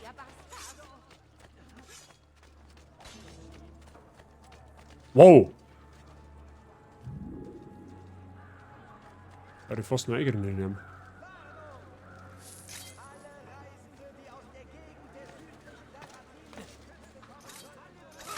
Gut, der ist allein, der macht kein Problem nicht. Ich glaube, dass er sich da noch mal umdreht, ja? Siehst du das da? Oder auch nicht. Okay. Gut, da haben wir mit Depth, das ist gut für uns. Na gut, brauchen wir wahrscheinlich auch nicht. So ist's leicht. Ich bin ein Gerade letzten Monat kaufte der Burggraf 300 meiner Feinde.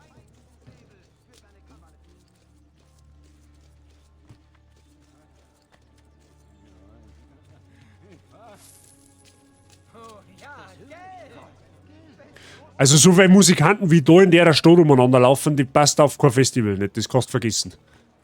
Ist sowas von gelungen.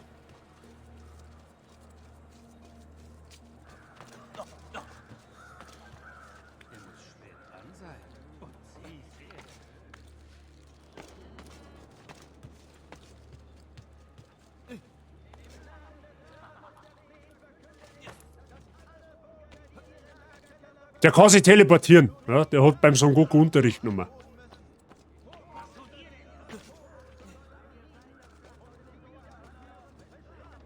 Na, du sollst da.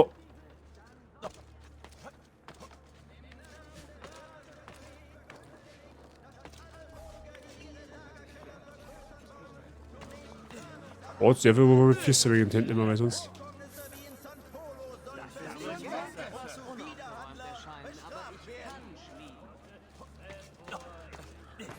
Sag mal, wo rennt denn der hin?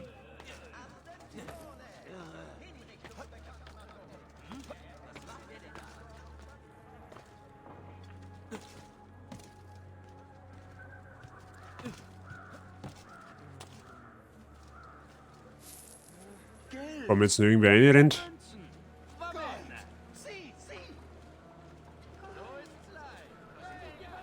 Seid nicht schüchtern. Der Maestro wartet. Er wird keine Fehler dulden. Verpackt es gut. Tut es jetzt. Der Spanier ist hier? Das ändert die Sache. Wenn ich diese Gruppe infiltrieren kann, den Platz des Kuriers einnehme, das haben wir werden sie gleich. mich direkt zu diesem Bastard führen.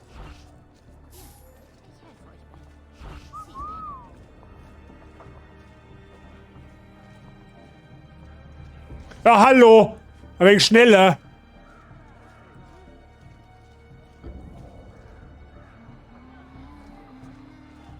Ja gut, Seele. Er lässt sie natürlich. Ja, aber er sich nicht mittrat. Ei. Also das gibt für Abstrich in der Benotung, gell? Die ganzen Puffleute, oder? Das hat jetzt aber nicht so zauberhaft funktioniert da. Mit dem Duteln wackeln. Aber war scheiß Gibing noch. So. Mal für 150 Florin, dann muss das aber laufen, gell? Wie ein Länderspiel. Kauft mir ein wenig Zeit. Ja, so soll das sein. Hey, Bella, quando chiedi? Ich kenne den Mann. Das ist ein komischer Kauz. Den kennt sie nicht da. Ha, hat Zeit. B-Körbchen. Nur bedingt ablenken, ja, das ist klar sein. Ist vielleicht im Kleidrucken gestanden, was ich nicht gelesen habe. So, die Kiste aufheben. Na gut, dann der wir das halt. Jawohl. Dieser Moment ist von größter Wichtigkeit. Haltet die Formation. Macht keinen Fehler. Fliegen in V-Formation, Freunde der Sonne. Mitspielen, Attentat auf den Spanier. Na gut.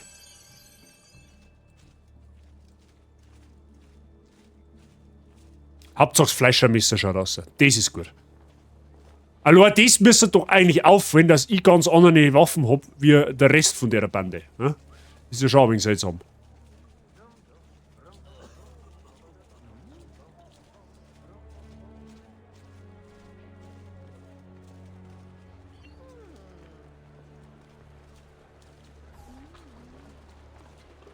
Es war irgendwie cool, wenn man die Rüstung dauerhaft drum hat, weil dann wurde es ja theoretisch nicht gesucht, wenn du Attentate machst. Weil man gehört ja zur Stadtwache. Aber dann war es auch fast ein wenig OP, wenn du mich fragst.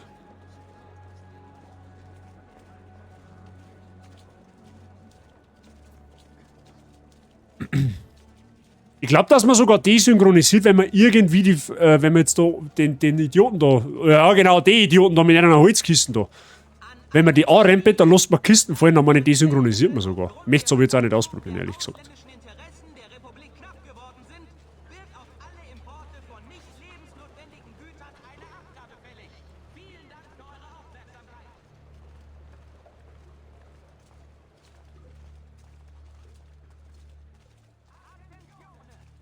Ui, die sind aber fein. Leck mich am Arsch. Ah, da steht er schon, der Capo.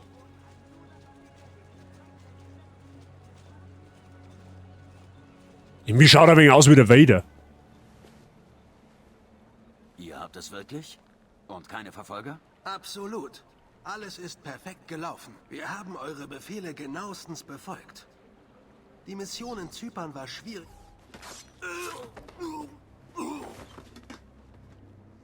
Wie hat er denn das jetzt gemacht? Es ist lange her. Tja. Rodrigo. Also, wo ist er? Wer? Euer Prophet. Es ist wohl niemand erschienen, Rodrigo. Wie viele Menschen sind dafür gestorben? Für den Inhalt dieser Kiste. Und seht, es ist niemand hier. Ihr behauptet nicht zu glauben? Und doch seid ihr gekommen? Seht ihr ihn nicht? Der Prophet ist hier. Ich bin der Prophet. Nun gebt mir den Apfel. Kommt und holt ihn euch. Am Arsch kriegst du den Apfel, mein Freund. Schiebe der Hexen so einen Rachen rein. So schaut's aus.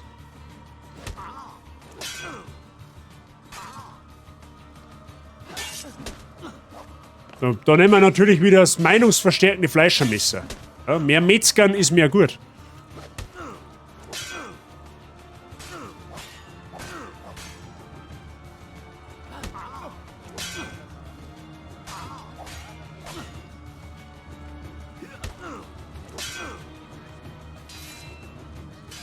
Möpse? Wo? Wo sind Möpse?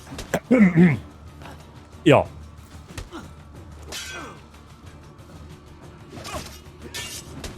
Falls die Frage kommt, mehr Möpse haben wir, gut.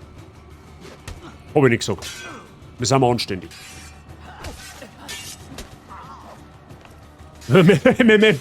Mehr Metzgermesser.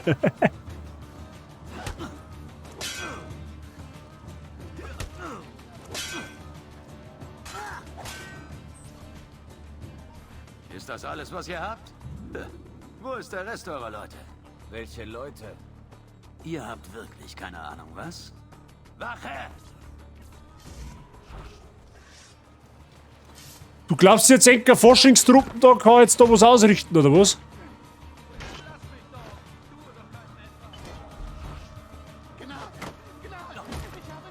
Sollen wir tanzen?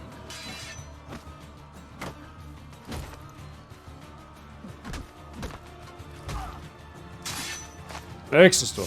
Das läuft wie geschmiert, Freunde der Sonne. Ich wollte gerade sagen, gibst du da deine Waffen nochmal, oder?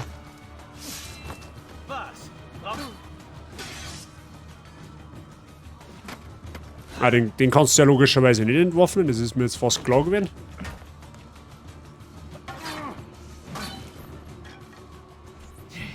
Onkel! Keine Sorge, Neffe. Du bist nicht allein. It's Mario! Wolpe? Was tut ihr denn hier? Na, wir könnten euch wohl dieselbe Frage stellen.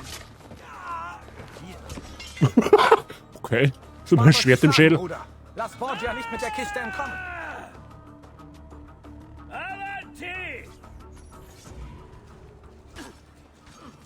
Okay, jetzt fahren sie die schweren Geschütze ab. Macht ihn fertig, Ezio! Wir sind hinter euch! Kommt schon, ihr Feiglinge! Kommt schon! Die Jagd hungert nach der Schädelbrei! Mehr Schädelbrei, auch mehr gut.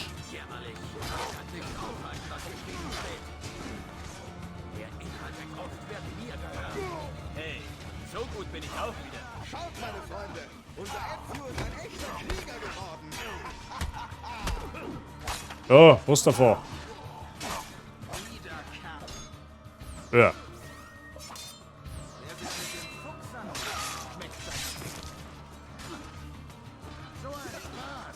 So, wir können jetzt zwei die nicht umlegen, oder was? Was ist denn mit euch? Das hat so den als unfähig.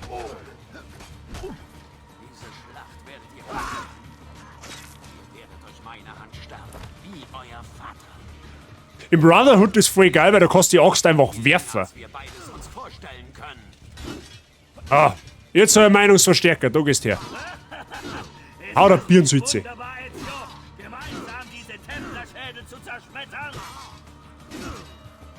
Jetzt müssen wir aufschauen, dass wir nicht desynchronisieren, wenn wir da aus dem Gebiet rauskommen.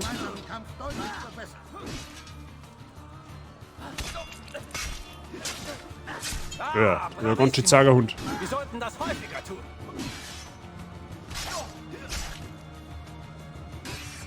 Ah, Klingen her, du. Das tat ich einfach so. Es gibt keine Gnade, wenn man sich mit den Templern anlegt. Ja genau, sperrt sie mir so meinen Weg ab, das ist zauberhaft.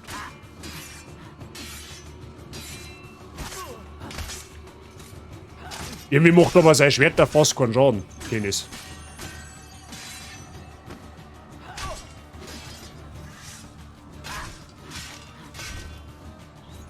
Jetzt hat. Das ist für meinen Vater. Paola. Er ist fort, aber wir haben, was wir wollten. Nein, ich muss ihm hinterher. Wirklich jetzt? Oder seid ihr aus einem anderen Grund hier, mein Sohn? Theodora, was tut ihr denn alle hier? Vielleicht dasselbe wie ihr, Ezio. Ein neues Gesicht. Dass der Prophet erscheint. Ich kam her, um den Spanier zu töten. Dieser Prophet ist mir völlig egal. Er ist eh nicht gekommen. Nein, aber ihr kamt. Was? Die Ankunft eines Propheten wurde angekündigt. Und ohne unser Wissen seid ihr da. Vielleicht wart ihr schon die ganze Zeit der, den wir suchten. Cosa. Wer seid ihr? Niccolo di Bernardo dei Machiavelli. Ich bin ein Assassine. Ausgebildet in der Kunst, die Entwicklung der Menschheit zu beschützen. Genau wie ihr.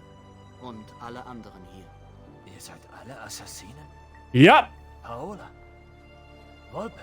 Es ist wahr, Neffe. Wir haben dich alle geführt, seit Jahren. Haben dir beigebracht, was du brauchtest, um aufgenommen zu werden. Es ist wohl soweit. Wir haben, was wir wollten, aber es gibt noch viel zu tun. Kommt bei Sonnenuntergang wieder. Also die ganzen Leute, oder? Gut, bei Mario hat man es wahrscheinlich denken können, auch ich damals. Aber alle anderen haben Assassinen.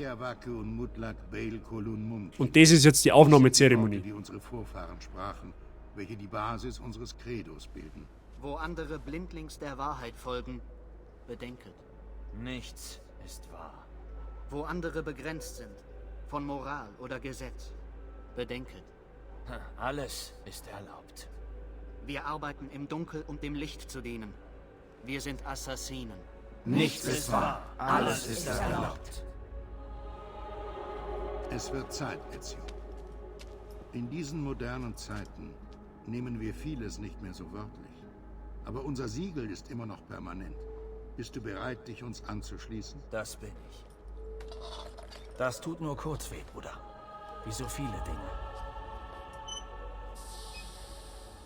Benvenuto, Ezio. Nun seid ihr einer von uns. Kommt, es gibt viel zu tun. Und jetzt, Freunde, sind wir offiziell ein Assassine. Wir waren das offiziell noch gar nicht. Wir haben einfach gemacht, ja. Aber jetzt sind wir dabei bei der Muse. Ich glaube, dass wir mit dem Spiel sogar noch fertig werden. Ach, ich muss ganz nach oben, oder was? Ah, muss ich nicht.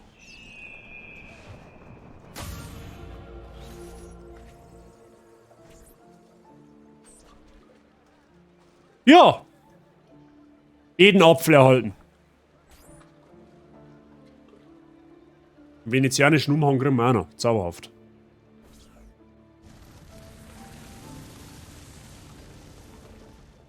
Sehr schön. Kämen wir wirklich erstaunlich schnell voran. Ich hätte jetzt nicht gedacht, dass es so schnell geht. Ich hab das ganze Geplänkel mit dem Bartolomeo noch viel länger in Erinnerung. Alles okay?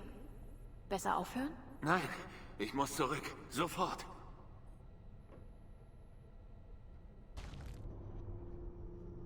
Gut, die Sequenz ist eigentlich auch unnötig gewesen, aber okay.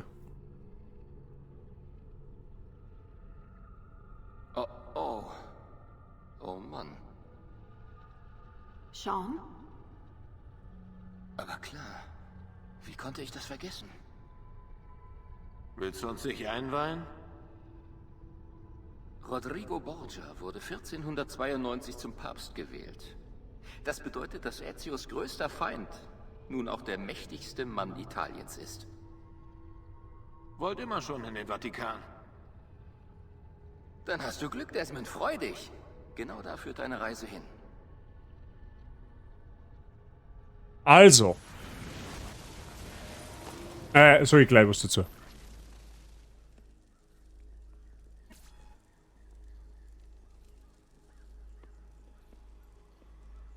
Faszinierend. Total faszinierend. Was ist es, Leonardo? Wofür ist es gut? Das kann ich dir genauso wenig erklären, wie warum sich die Erde um die Sonne dreht. Ihr meint die Sonne um die Erde? Es besteht aus Materialien, die es nicht geben sollte. Und doch handelt es sich um ein sehr altes Artefakt. Dieser Kodex nennt es einen Edensplitter. Der Spanier. Er nannte es den Apfel. Etwa Evas Apfel? Vom Baum der Erkenntnis? Willst du etwa andeuten, dass dieses Ding...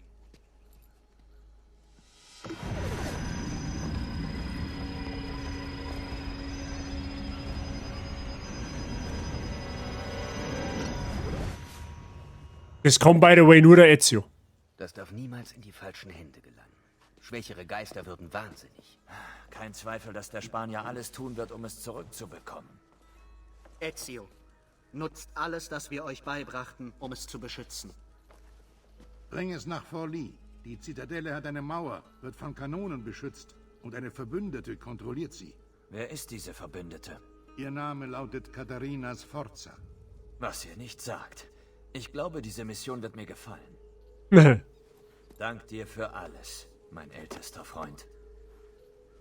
Leonardo, Ezio sagte mir, dass ihr oft nach Milano reist. Ich habe eine schöne Villa in der Toskana. Kommt doch mal zu Besuch.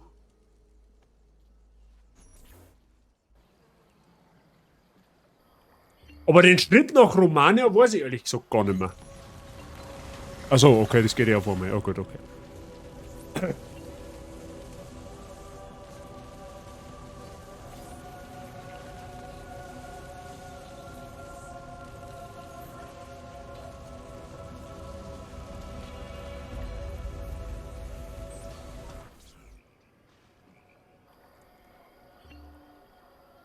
Ah, ja. Sondererinnerungen. Da kann man jetzt DLC spielen, tatsächlich. Wahrscheinlich müssen wir das sogar spielen.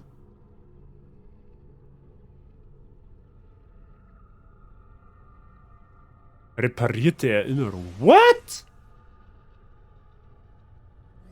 Okay, wir wären mit dem Spät doch noch nicht fertig. Man muss anscheinend sogar die jetzt... Was ist denn das dahinter?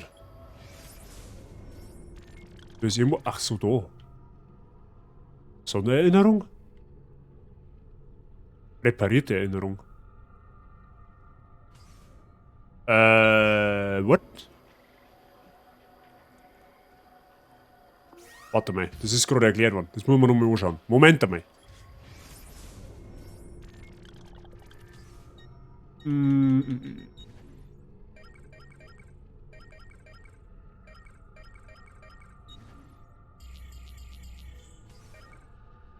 Warte. So, na, warte mal. Gehämmerte, die Wahrheit. Du mal die Datenbank. Das ist die DNA her. Das brauchen wir.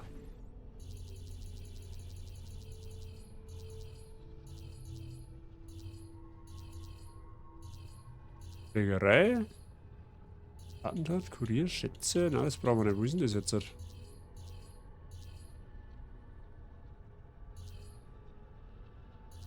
Aha. Ja, so wie ich das sehe, muss man DLC spielen, bevor dass man überhaupt... Okay, wir wären mit dem Spiel halt definitiv noch nicht fertig. Wir müssen nämlich das DLC spielen, damit wir überhaupt auf die letzte Mission hinkommen. Das habe ich tatsächlich gar nicht gewusst. Aber gut. Jetzt pass auf. Da hinten heißt es Sondererinnerung. Was auch immer das ist.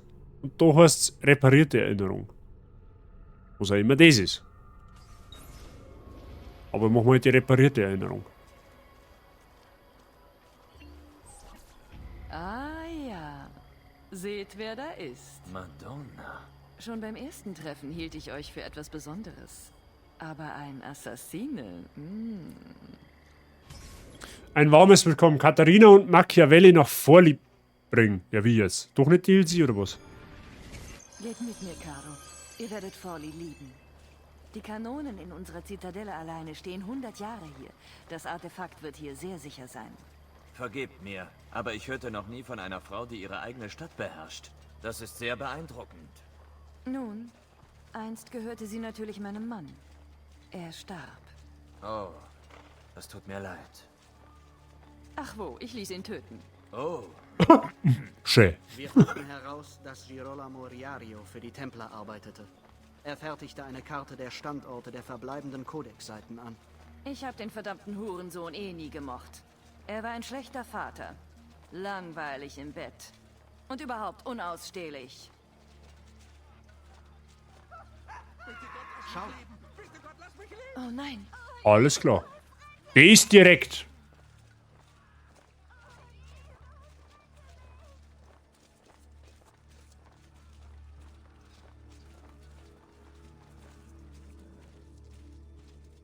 Der Hotzips. Aspetta. Was geht hier vor? Sie kam, als sie gerade die Mauern hinter euch ließet, Signora. Die Stadt wird angegriffen. Was? Von wem? Die Brüder Orsi, Signora.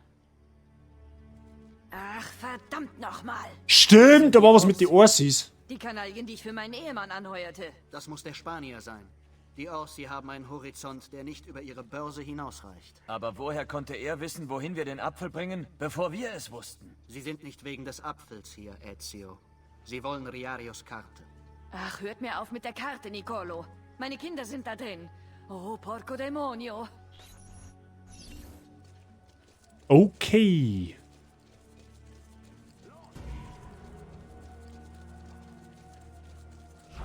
Da ist er! Oh, warum habe ich überhaupt keine Waffen ausgerüstet?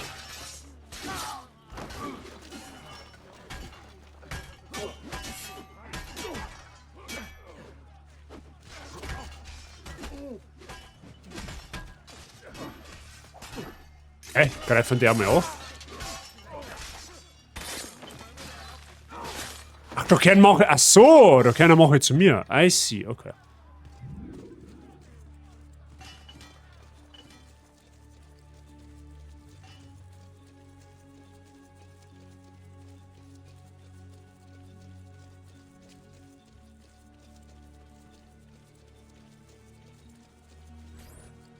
Sie sind schon drinnen.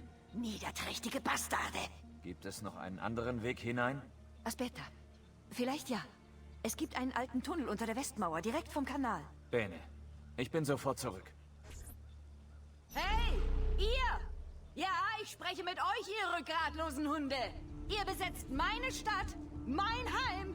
Und ihr denkt, dass ich hier stehe und nichts dagegen unternehme? Soll ich da hochkommen und euch die Eier abreißen? Oh. Was für Männer seid ihr? Gehorcht euren Meistern für ein bisschen Kleingeld. Ihr habt keine Angst vor mir? Oh, das werdet ihr, wenn ich euch die Köpfe abreiße, euch in den Hals pisse und eure Gesichter in meine Möse stecke. Ich werde eure Eier auf einer Gabel über dem Küchenfeuer rösten. Alter, wie ist denn die drauf? Ihr lacht? Wohl nur, weil ich kein Mann bin. Meint ihr etwa, die Dinger würden mich hindern? Le tette, le mie tette. Ich wette, ihr wollt sie sehen, oder nicht? Außer mit den Diff. Würdet gerne an ihnen lecken, oder nicht? Wieder was mit der Kommt ihr verkehrt. runter und versucht es, wie wahre Männer. Und ich trete euch so in die Eier, dass sie euch aus der Nase kommen. Ihr miesen, räudigen Hunde. Geht nach Hause, oder ich lasse euch auf den Mauern der Zitadelle pfählen. Ah, oder ist das der Grund, warum... Okay, in diesem Sinne. Ja, ich glaube, ihr würdet so einen langen Eich... Ich glaube, das geht jetzt ewig so dahin. Aber beleidigen kann's. Freunde der Sonne. Das habe ich jetzt nicht auf dem Schirm gehabt, dass man das DLC dass man zwangsweise sogar das DLC spielen muss, damit man in die letzte Mission kommt. Das habe ich nicht gewusst. Ja, weil ich dachte, das ist was Optionales. Aber gut. Das war aber jetzt eigentlich tatsächlich sogar ein perfekter Cliffhanger, wenn es mich fragt. Wobei, jetzt schauen wir noch, was in dem Tunnel ist. Da gehen wir jetzt noch schnell geschwind rein. Alter, die ist ja komplett kaputt im Kopf. Die ist ein wenig sehr direkt. Ja? Die ist ein wenig sehr direkt, da ich sagen.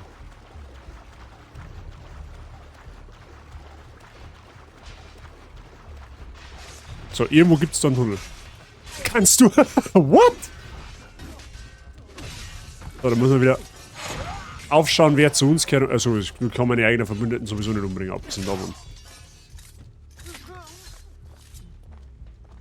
Oder doch? Okay. Bist du auch so direkt? So, wo ist jetzt der Tunnel, ist die Frage. Wahrscheinlich da hinten irgendwo, oder?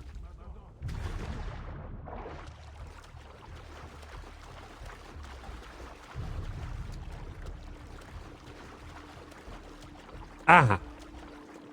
Hab ihn, glaube ich, schon erlurt.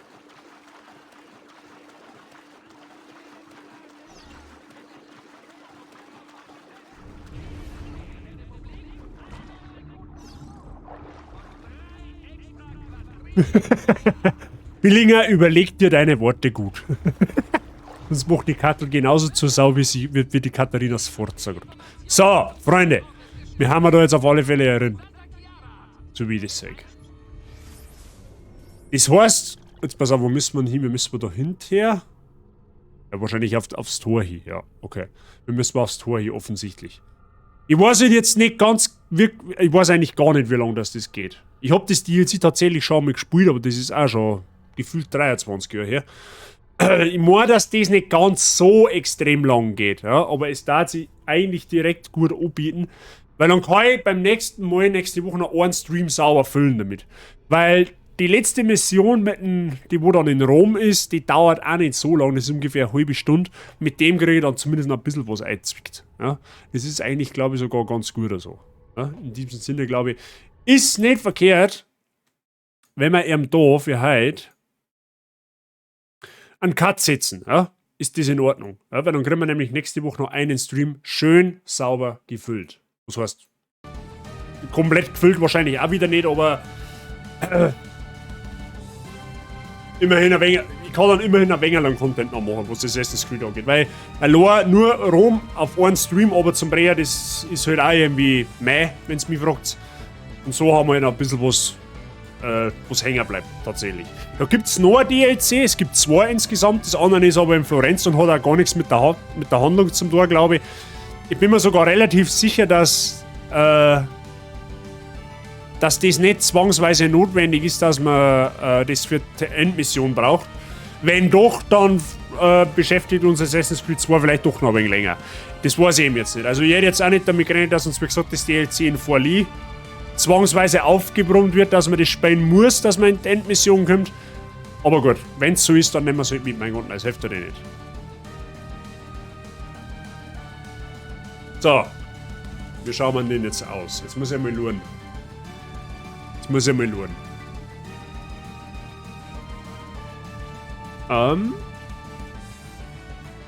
haben wir jetzt da?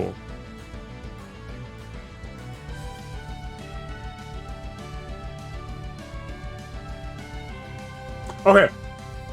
So, als nächster Stream wird es morgen um 5 Uhr. Da spiele ich mit Mozart wieder It Takes Two. Das ist unser Koop-Projekt, was wir momentan haben.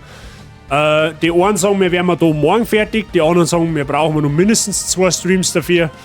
Schauen wir einfach, so weit wie wir kommen, so weit kommen wir und ja, dann sehen wir es schon. Auf alle Fälle, ich glaube jetzt fast, dass wir mit It Takes Two eher fertig wären mit Assassin's Creed tatsächlich.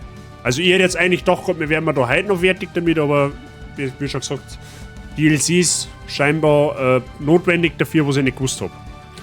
Aber gut, was soll's. Jetzt passt so wacht. Jetzt schauen wir mal, wer ist denn online.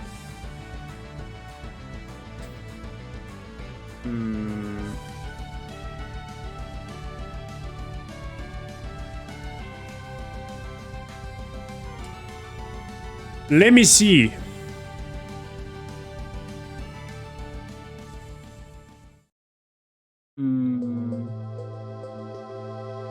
Ich glaube, ich schicke ihn zu der Marshall.